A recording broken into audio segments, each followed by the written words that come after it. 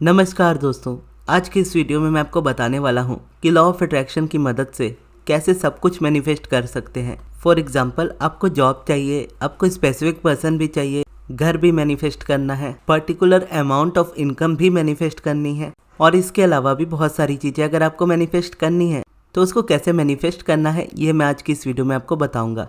आप जब भी कुछ मैनिफेस्ट करना चाहो और जब आपकी मल्टीपल डिज़ायर्स हो, यानी बहुत सारी डिज़ायर्स एक साथ हो, तो आपको कुछ पेपर्स की ज़रूरत पड़ेगी जिसमें आप उन डिज़ायर्स के बारे में लिखोगे। जो मेजर एस्पेक्ट होते हैं हमारी लाइफ के चार, जो कि है हेल्थ, वेल्थ, रिलेशनशिप, सक्सेस। इस तरह के आप 4 पेजेस अलग अलग ले सकते हो और उसमें अपनी डिज़ायर को अच्छे से एक्सप्लेन करना है। मान लीजिए आप स्पेसिफिक पर्सन को मैनिफेस्ट कर रहे हो तो पहले पेज में आप लिखोगे माई स्पेसिफिक पर्सन और उस पर्सन का जो भी नाम है और उस पर्सन में जो भी क्वालिटीज़ आपको लगती है या आप चाहते हो या जैसा रिलेशनशिप आप चाहते हो उस तरह का उसमें लिख लेना है अपने पेपर में।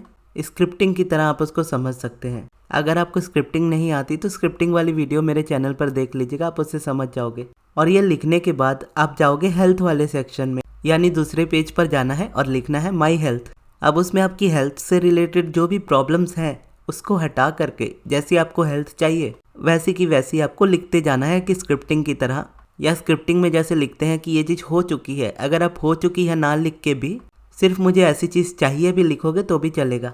जैसे आप हेल्थ के लिए लिखोगे कि मुझे एक परफेक्ट हेल्थ चाहिए, मेरी बॉडी परफेक्ट होनी चाहिए, मेरी इम्यूनिटी स्ट्रांग होनी चाहिए, ऐसे लिख के फिर आप नेक्स्ट पेज में जाओगे जो आपकी जॉब या करियर को लेकर होगा। अब जो भी जॉब या करियर आप अपनी लाइफ में चाहते हो वो आप लिखोगे कि मुझे ये चीज़ मेरी लाइफ में चाहिए और जितना अच्छे से एक्सप्लेन हो सके उतने अच्छे से उसको एक्सप्लेन करना है।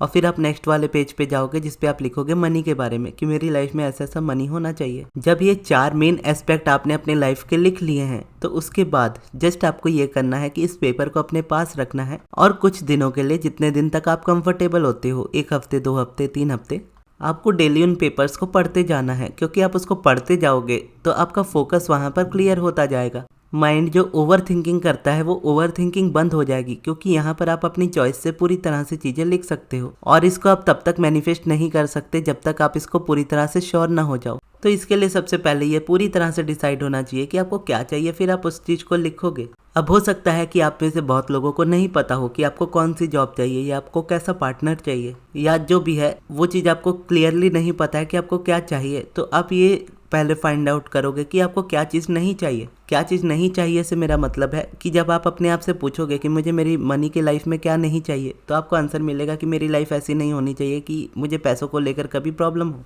तो उसके अपोजिट में हमेशा आपका आंसर आएगा कि मैं नहीं चाहता हूँ कि मेरी लाइफ में कभी पैसे को लेकर प्रॉब्लम हो। इसका मतलब है कि मैं चाहता हूँ कि मेरी लाइफ में हमेशा पैसे आते रहें। तो ये आप डिज़ायर में लिखोगे। सेम जब आप ये बोलोगे कि मुझे एक ऐसा रिलेशनशिप बिल्कुल भी नहीं चाहिए जहाँ पर एक दूसरे के लिए रिस्पेक्ट ना हो, तो वहाँ पर आपकी डिज़ायर आएगी कि तो मुझे ऐसा रिलेशनशिप चाहिए जहाँ किसी एक दूसरे के लिए रिस्पेक्ट हो। करियर, मुझे ऐसा कोई करियर नहीं चाहिए जिसमें मुझे दिन भर काम करते रहना पड़े और मुझे उसमें से कुछ ना मिले। तो उसके अपोजिट में आपका आंसर आएगा कि मुझे एक ऐसा करियर चाहिए जिससे मुझे खुशी मिले, जिसमें मैं प्यार से उस काम को कर सकूं। तो इस तरीके से आपको आइडिया आ गया होगा कि कैसे अपने डिज़ायर्स की लिस्ट को लिखना है। और एक बार जब आप उसको लिख लेते हो तो आपको 2 तरह के प्रोसेस यूज़ करने हैं। सबसे पहले तो जो भी आपने 4 एस्पेक्ट लिखे हैं, इन चारों में से आपको जो एस्पेक्ट लगता हो कि सबसे ईजी है मैनिफेस्ट करना आपके लिए, या बाकी ज़्यादा मुश्किल है, ये थोड़ा कम मुश्किल है, अगर ऐसा भी लगता है तो आप उस टॉपिक को लेकर स्टार्ट करोगे।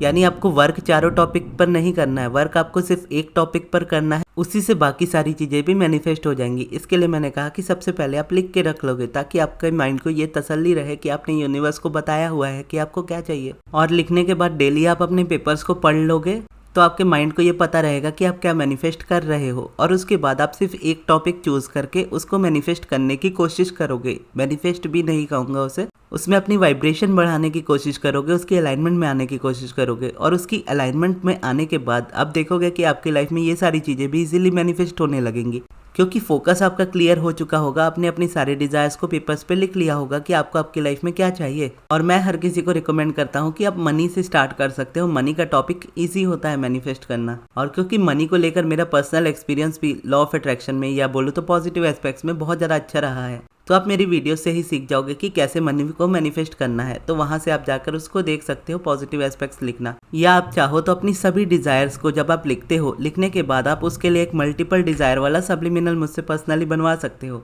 जिसमें आपकी सभी डिजायर्स होंगी और सभी डिजायर्स से रिलेटेड एफर्मेशंस बन के वो सब्लिमिनल की ऑडियो बनेगी, जिसको आपको बस सुनना होगा और आपके माइंड में से जो भी रेजिस्टेंस है वो सब्लिमिनल खुद ही क्लियर करता जाएगा।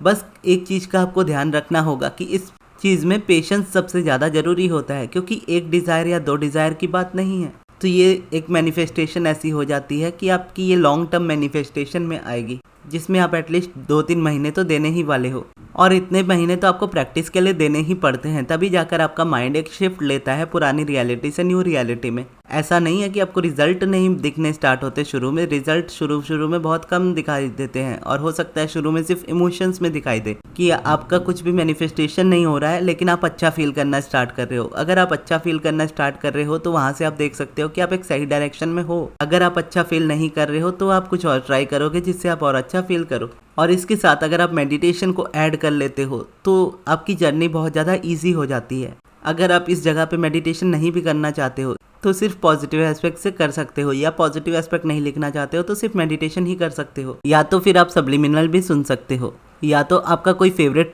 प्रोसेस, कोई दूसरा प्रोसेस आपका फेवरेट है तो उसे भी आप कर सकते हो। लेकिन ये ध्यान देना है कि लॉन्ग टर्म करना है, 2-3 महीने तो एटलीस्ट उसमें देने ही पड़ते हैं, और 2-3 महीने के बाद रुकना नहीं होता। उसमें वाइब्रेशन आपकी 2-3 महीने में बहुत बढ़ जाती है, फिर उसको और बढ़ाते रहना होता है ताकि आपकी मैनिफेस्टेशन इजीली आपकी लाइफ में होती रहे। अगर आप ये करने के लिए रेडी हो तो 100% आप मैनिफेस्ट कर सकते हो। अगर आप इसके लिए रेडी नहीं होते हो तो मुश्किल हो जाता है। तो अगर आपको अपना पर्सनल सब्लिमिनल बनवाना हो मल्टीपल डिजायर्स वाला, तो आप मेरे मैनेजर अमृत को उनके व्हाट्सएप नंबर पर कॉन्टैक्ट कीजिएगा। उनका व्हाट्सएप नंबर मैं आपको कमेंट बॉक्स में दे दूंगा। और अगर आप मेरे चैनल पर न्यू हो और आपको नहीं पता है कि सब्लिमिनल क्या होता है, तो पहले आप सब्लिमिनल वाली वीडियो देख लीजिएगा कि सब्लिमिनल क्या होता है, उसके बाद ही फिर आप ऑर्डर कीजिएगा। और ये वीडियो आपको कैसी लगी कमेंट बॉक्स में ज़रूर बताइएगा। और इस वीडियो को यहाँ तक देखने के लिए बहुत बहुत धन्यवाद।